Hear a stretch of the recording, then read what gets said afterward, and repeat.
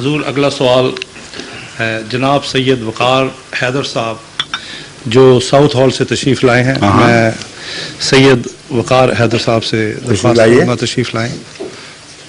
سید وقار حیدر صاحب اس راستے سے آئیں جس سے آپ کو راستہ ادھر کا مل جائے. ٹھیک ہے.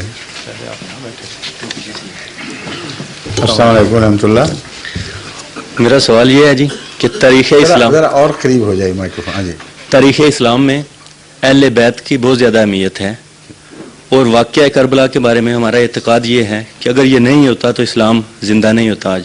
تو لیکن جماعت احمدیہ کے کتابی لٹریچر میں تو شاید اس بات کا ذکر ہوگا لیکن کسی محفل میں یا کسی کئی دفعہ ہو چکا ہے. میں نے اس کا ذکر نہیں سنا. کئی دفعہ بیٹھے تشریف رکھیں.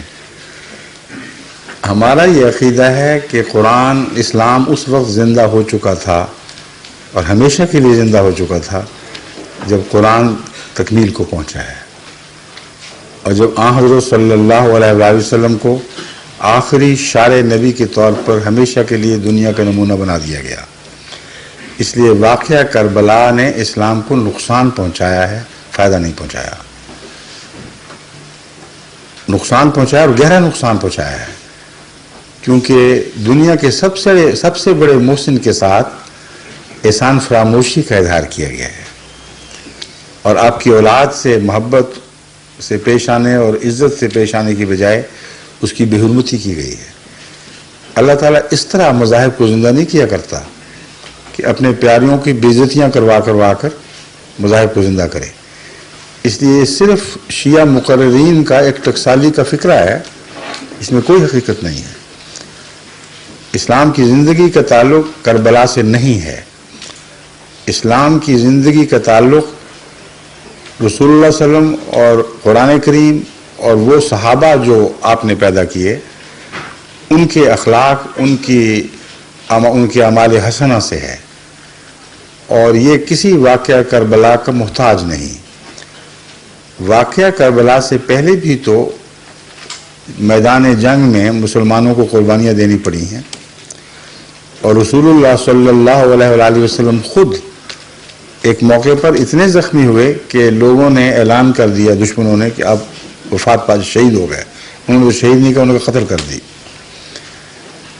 اور اس واقعہ کا ذکر قرآن کریم نے اس طرح پیش فرمایا ہے کہ اس سے بہت نقصان پہنچا ہے، تکلیف ہوئی ہے اور استغفار کرنی چاہیے ان لوگوں کو جو اس واقعہ کے شاہد ہیں اور اس کے بد نتائج سے اللہ نے محض اپنے رحم سے ان کو بچا لیا.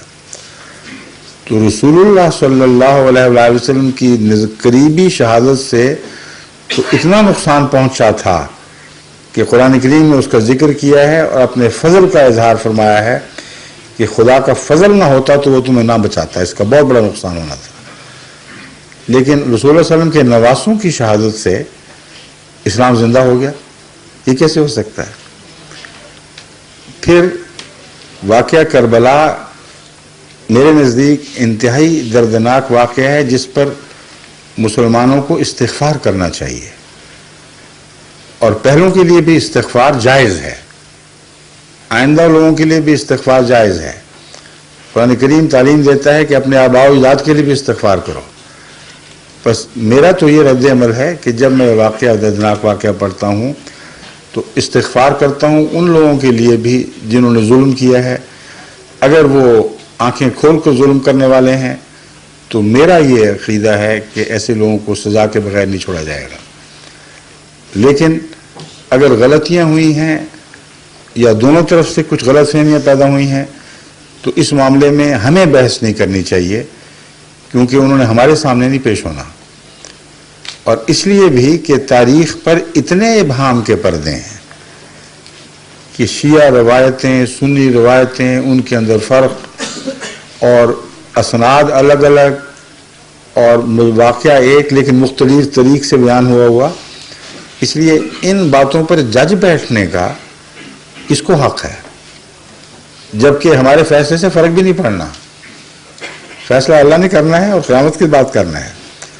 تو فضول بحثوں میں امت کو پھاڑا جائے، اختلاف کیا جائے، یہ اپنے نقصان کے سوا اور کچھ نہیں آپ کو دے گا.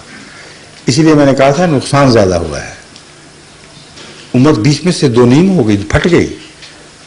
اور اگر شیعہ سنی امت ایک امت شیعہ اور سنی دو امتوں میں نہ بدلتی تو آج اسلام کی ترقی کہیں سے کہیں پہنچ جانی تھی.